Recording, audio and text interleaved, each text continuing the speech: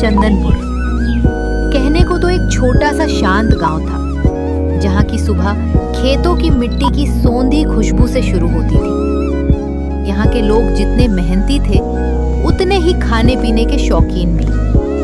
दिन भर धूप में पसीना बहाने के बाद जब शाम की लाली आसमान पर बिखरती, तो पूरे गांव के कदम अपने आप एक ही दिशा में मुड़ जाते, हरिया के चिकन रोल के ठेले की तरफ। हरिया, जो एक छोटे से घर में अपने बड़े भाई बनवारी और भाभी चंपा के साथ रहता था। किस्मत ने इस परिवार को खुशियों के साथ साथ एक दर्द भी दिया था। चंपा भाभी की तबीयत हमेशा खराब रहती थी, मानो बिस्तर से उनका पुराना नाता हो। इसी वजह से बड़े भाई बनवारी कभी घर से बाहर नहीं जा पाते थे। वो घर पर ही रहकर अपनी पत्नी की तीमारदारी करते और साथ ही साथ अपने छोटे भाई के लिए वो जादुई चिकन रोल और उसके खास मसाले तैयार करते। जब रोल तैयार हो जाते तो हरिया उन्हें ठेले पर लाद कर गांव के छोर पर अपनी दुकान सजा लेता। शाम ढलते ही ठेले पर भीड़ जुटने लगे। तभी गांव के दो नियमित ग्राहक वहां पहुंचे। एक थी गांव की महिला सरला भाभी और दूसरा था सलीम। हरिया स्वभाव से तो बहुत सीधा और सीधा साधा दिखता था, पर वक्त पड़ने पर उसकी बुद्धि बड़ी चालाक और तेज चलती थी। देख हरिया, मैं तेरी दुकान पर रोज आती हूँ, रोज खाती हूँ, पर तू बड़ा मतलबी है रे। क्या तू मुझे इस चिकन रोल की रेसिपी और इसके जादुई मसाले का राज नहीं बता सकता? बता दे, किसी को नहीं कहूंगी। हरिया ने मुस्कुराते हुए कबाब सेकते हुए कहा, भाभी जी, आप भी रोज एक ही सवाल लेकर बैठ जाती हैं। कितनी बार कहा कि मुझे कुछ नहीं पता। मैं तो बस यहाँ ठेला लगाता हूँ और बेचता हूँ। जो कुछ भी जादू है वो मेरे बनवारी भैया के हाथों में है। वो किसी को नहीं बताते। तभी पास खड़ा सलीम अपनी उंगलियां चाटते हुए बीच में कूद पड़ा। उसकी बातों में एक अजीब सी कड़वाहट थी। पर तू कब तक दूसरों के भरोसे जिएगा हरिया? देख, मेरी बात मान। मेरा भी एक बड़ा भाई था, पर उसने वक्त आने पर मुझे ऐसा धोखा दिया कि मैं कहीं का नहीं रहा। तुझे क्या लगता है तेरा भाई जिंदगी भर तेरे लिए कमाता रहेगा? एक दिन वो तुझे। सलीम अपनी बात पूरी भी नहीं कर पाया था कि हरिया की आंखों में अंगारे उतर आए। सलीम भाई, खाना है तो शांति से खाओ, पर मेरे भैया के खिलाफ अगर एक शब्द भी जुबान से निकाला तो मुझसे बुरा कोई नहीं होगा। मैं अपने भैया के बारे में कुछ नहीं सुन सकता। सलीम ने माहौल को बिगड़ता देख तुरंत अपने सुर बदले। अरे अरे, गुस्सा मत कर छोटे, मैं तो बस वैसे ही कह रहा था। चल, गुस्सा छोड़ और एक प्लेट और लगा दे। हरिया ने सरला भाभी की तरफ देखा, जो चुपचाप तमाशा देख रही थी। और सरला भाभी, आप भी सिर्फ बातें बनाने आई हैं या रोल भी खाएंगी? अगर पूछना है तो रास्ता नापिए। दोनों ने चुपचाप अपनी अपनी प्लेटें ली, रोल खाए और वहां से निकल गए। देखते ही देखते ठेले पर लोगों का आना जाना लगा रहा और हरिया के हाथ तेजी से चलते रहे। सूरज अब ढलने को था। ठेले पर सिर्फ कुछ ही रोल बचे थे। तभी शहर की चमक दमक से सराबोर दो परदेसी बाबू पैदल चलते हुए हरिया के ठेले के पास आकर रुके। उनके कपड़े और बात करने का अंदाज गांव वालों से बिल्कुल जुदा था। वे आपस में अंग्रेजी में कुछ बड़बड़ा रहे थे, पर बीच बीच में हिंदी का भी इस्तेमाल कर रहे थे। हरिया, जो दिखने में भले ही एक ठेले वाला था, पर वो पढ़ा लिखा था। वो उनकी अंग्रेजी की बातें अच्छी तरह समझ रहा था। पहले परदेसी बाबू ने हरिया को देखते हुए थोड़ी मिक्स भाषा में पूछा, हे भाई, कैसे दे रहे हो ये चिकन रोल? क्या भाव है इसका? हरिया ने बिना किसी झिझक के बेहद साफ और सुरीली अंग्रेजी में जवाब दिया, sure sir, it's very reasonable. बहुत ही वाजिब दाम है। ये सुनकर दोनों परदेसी बाबू चौंक गए। अरे भाई, तुम गांव के होकर इतनी शानदार इंग्लिश बोल रहे हो और यहाँ गांव के कोने में चिकन रोल का ठेला लगा रहे हो। ये हुनर और ये काम। क्या करे साहब, मजबूरी है। बड़े भैया घर पर रहते हैं क्योंकि भाभी की तबीयत बहुत खराब रहती है। उन्हें इस हाल में अकेले छोड़कर मैं कहीं दूर नहीं जा सकता। बड़े बड़े शहरों की कंपनियों से कई ऑफर आए, पर मुझे इस गांव की मिट्टी और अपनों के बीच जो सुकून मिलता है वो कहीं और नहीं। वो इंसान मूर्ख होते हैं हरिया, जो अपने सपनों को दबाकर जीते हैं। अगर तुमने कोई सपना देखा है तो उसे खुलकर जियो। उसके लिए चाहे भाई हो, भाभी हो या कोई भी, किसी को भी छोड़ना पड़े तो पीछे मत हटो। साहब, सपने अपनी जगह हैं और अपने अपनी जगह। आपको पता होना चाहिए कि मैं अपने भैया भाभी के लिए अपने सपने तो क्या, अपनी जान भी दांव पर लगा सकता हूँ। उनके खिलाफ मैं कुछ नहीं सुनूंगा। अरे चलो चलो, कोई बात नहीं भाई, हम तो बस ऐसे ही कह रहे थे। वैसे अगर कभी मन बदले और शहर में काम करना हो तो बताना, अपनी कंपनी में अच्छी जगह लगवा दूंगा। नहीं साहब, शुक्रिया। मैं यहाँ जितना कमाता हूँ उसमें बहुत खुश और संतुष्ट हूँ। अच्छा ठीक है, हमारे लिए 4 रोल लगा दो। हरिया ने फुर्ती से उनके लिए 4 बेहतरीन रोल तैयार किए और प्लेट आगे बढ़ा दी। जैसे ही दोनों ने पहला निवाला मुंह में रखा, उनकी आंखें फटी की फटी रह गई। ओह माय गॉड, क्या लाजवाब स्वाद है। ऐसा स्वाद तो हमने शहर के बड़े से बड़े 5 स्टार होटल में भी नहीं चखा। भाई सच में तुम्हारे हाथों में तो जादू है, जादू। साहब, ये जादू मेरे हाथों में नहीं, मेरे बड़े भैया के हाथों में है। आज उन्हीं के मसालों की बदौलत ये पूरा गांव मुझे जानता है। सच में हम तुम्हारे भैया से मिलना चाहते हैं। तुम्हारा घर कहाँ पड़ता है हरिया? गांव के ही किनारे एक छोटा सा घर है साहब। किसी से भी पूछ लीजिएगा कि बनवारी का घर कौन सा है, कोई भी बच्चा आपको रास्ता दिखा देगा।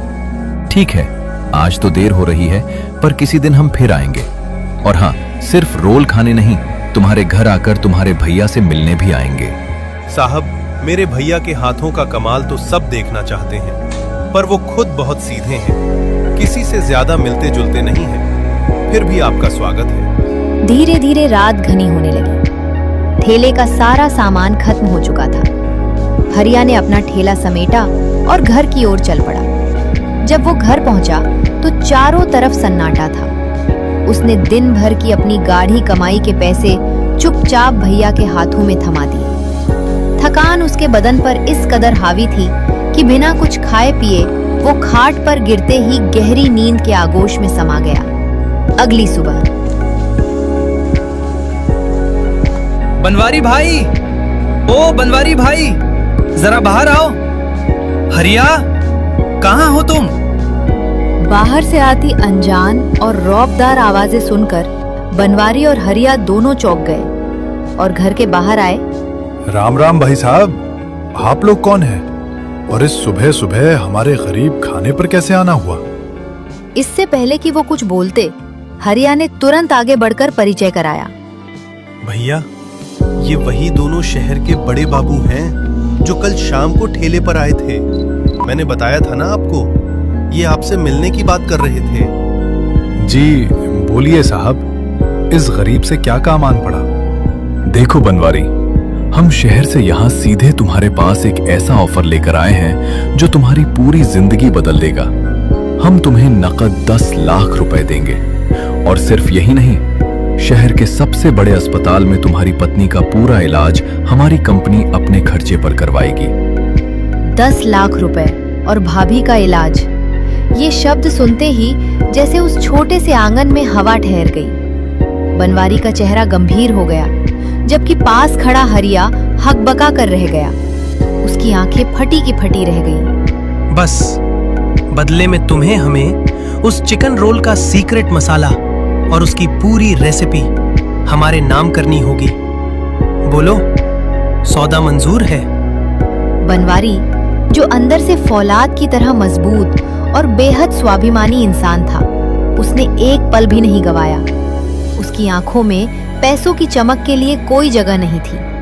उसने शांत लेकिन बेहद वजनदार आवाज में कहा, माफ कीजिएगा बाबूजी, पर बनवारी अपनी मेहनत पर भरोसा रखता है, किस्मत के जुए पर नहीं। मुझे इन पैसों का कोई लालच नहीं है। मेरे लिए इस गांव वालों का प्यार और उनका भरोसा ही मेरी सबसे बड़ी पूंजी है। मैं अपना हुनर और अपने बुजुर्गों की दी हुई थाती इस तरह नहीं बेच सकता। भैया का ये साफ इनकार सुनते ही हरिया के पैरों तले की जमीन खिसक गई। वो घबरा गया। 10 लाख रुपए एक गांव वाले के लिए 7 जन्मों की कमाई के बराबर थे। वो तुरंत बनवारी से बोला, भैया आप क्या कह रहे हो? जरा सोचो तो, चुपके से हाँ कर दो ना। 10 लाख रुपए बहुत होते हैं भैया।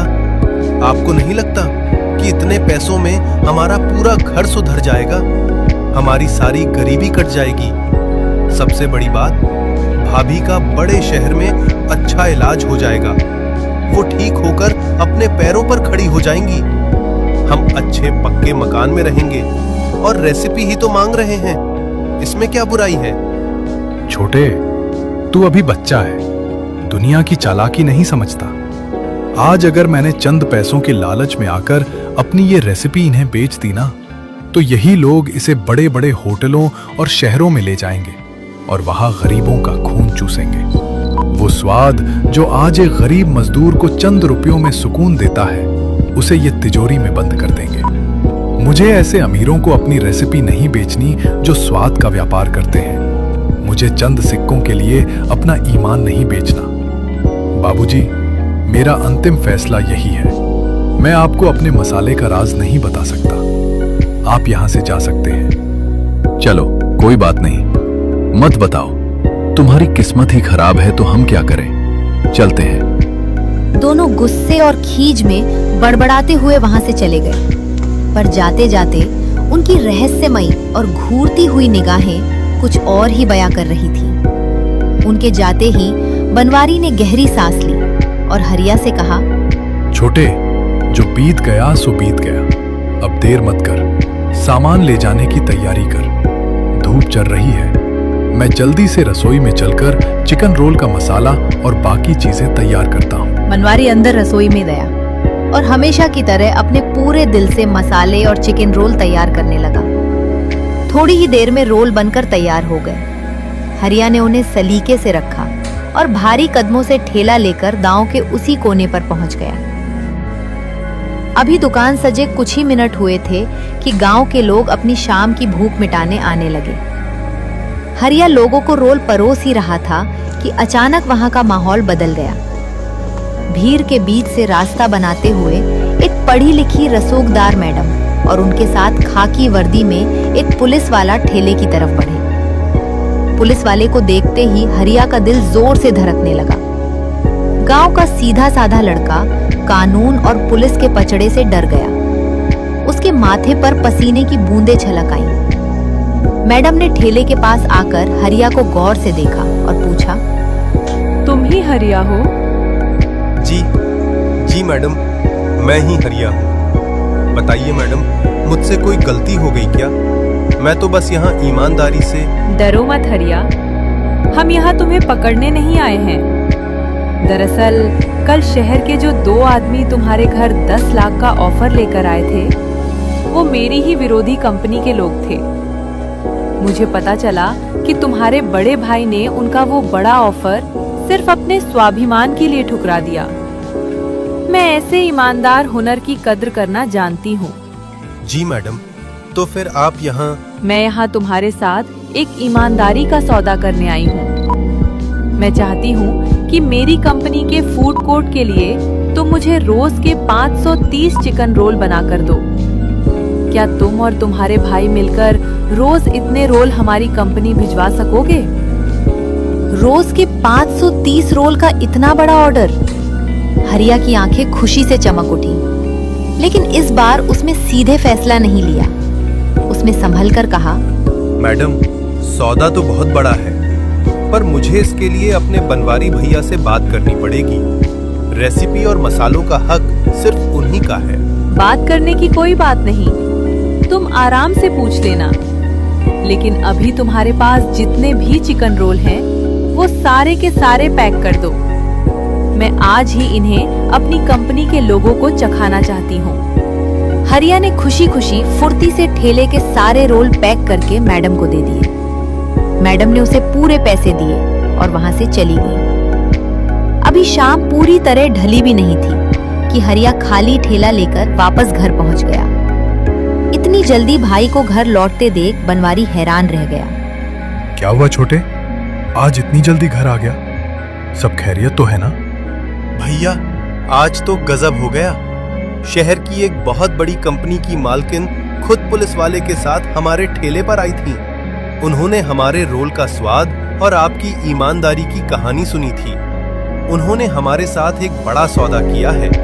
हमें अब उस कंपनी के लिए रोज के 530 चिकन रोल बनाकर देने हैं। कोई बात नहीं छोटे, अगर वो हमारी मेहनत की कद्र कर रही हैं, तो हम उनके लिए रोज इतने रोल बना देंगे। सच में भैया, आप तैयार हो गए? थैंक यू भैया। अगली सुबह जब सूरज की पहली किरण भी ठीक से जमीन पर नहीं उतरी थी और हरिया सोकर जगा भी नहीं था, बनवारी रसोई में पसीना बहाकर कंपनी के लिए रोज के 530 रोल बनाकर तैयार रख चुका था। सिर्फ यही नहीं, उसने अपने गांव वालों के लिए हमेशा की तरह अलग से रोल भी तैयार किए थे।